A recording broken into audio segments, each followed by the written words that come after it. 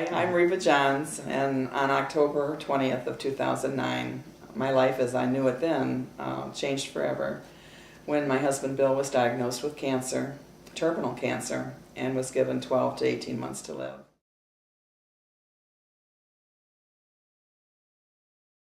Well, when you're given this news, your whole life changes drastically. You start just thinking how important things are to you. Important was because how do you prepare yourself? You know, I was thinking, why is this happening?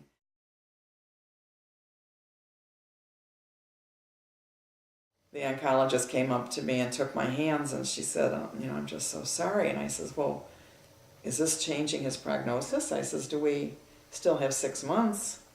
And she looked at me and she said, I'm so sorry. Maybe 2 weeks.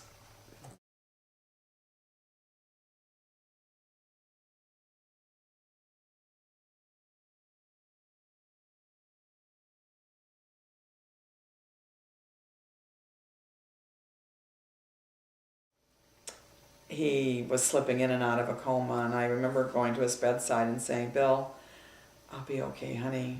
It's time. It's okay for you to go to be with God. It's okay. And I remember he opened his eyes and he said to me, I'm not ready. He said, maybe Sunday. It was only about a minute. He died in my arms, so I was able to hold him. I don't know why God chose to take Bill so early, and I never will. The hardest thing I have to go through is the loneliness. He was my best friend, so when Bill died, I lost not just my husband, I lost my best friend.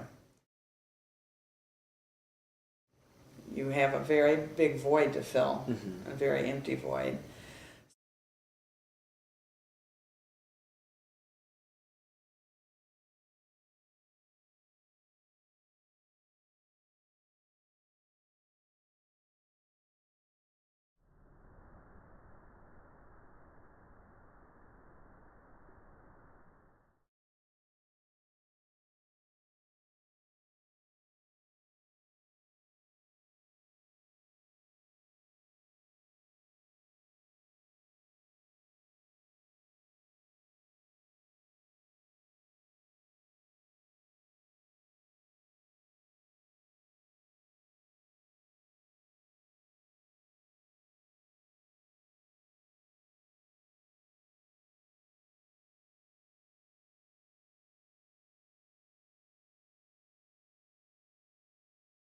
Hi, my name is Jack Berry. My husband for 10 years, and we have a 3.5-year-old and a 6-year-old.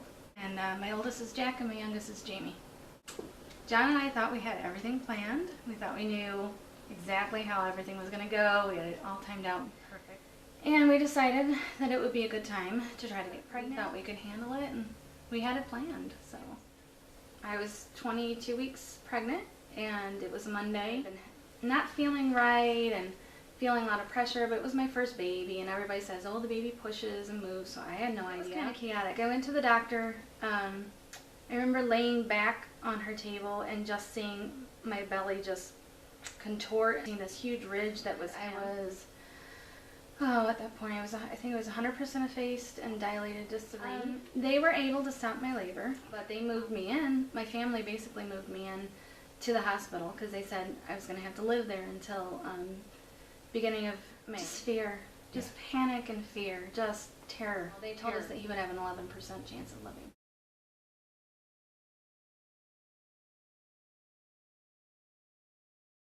He was delivered and a breath, and he made a little squeak, and that was the whole thing. I mean, it wasn't like a full term where you see on the shows and they cry and all that, but he made a noise, and that just, everybody in the room was just like, thank you, God. He came out, he was purple because his skin wasn't developed. Nothing was developed, basically. We weren't allowed to touch him. We weren't allowed, there's a picture of me with him on my chest, but that was very brief, and I tried to kiss him, and I got yelled at because they said you can't kiss him because you can't touch him. We rushed him off to the NICU, the neonatal intensive care. He ended up being in there for 4.5 months. That was terrifying too, because we didn't know. Every time the phone rang, our mind said, is this a call saying he's gone? The struggle started very, very early on. We went through anger, crying and yelling at God and saying, why? Why are you doing? Let the pain and the suffering be on me and not on this baby.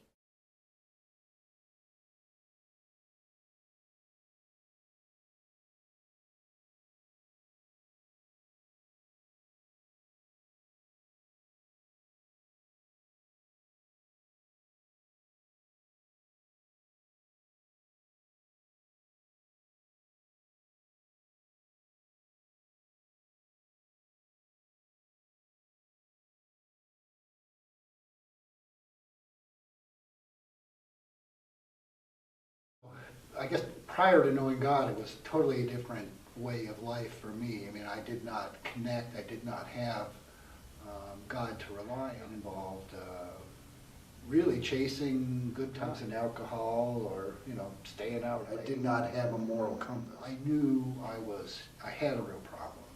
I knew I had to deal with the problem, but I really had no understanding of how to do it. I had a difficult childhood, and I reached a certain point in my childhood where I decided not to trust.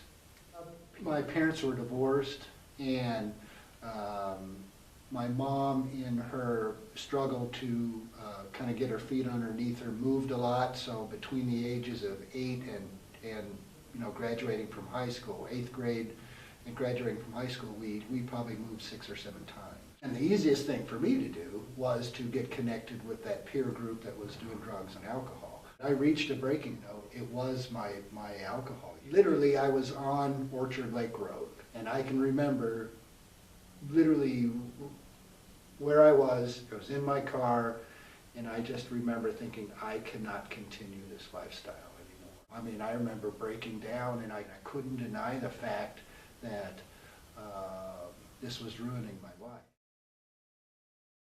It was having a devastating effect on my challenge, the relationship with my daughter. I was isolating myself, preferred to be alone. It just seemed easier to either try to manufacture some type of good feeling with drugs or alcohol, or just or numb the pain.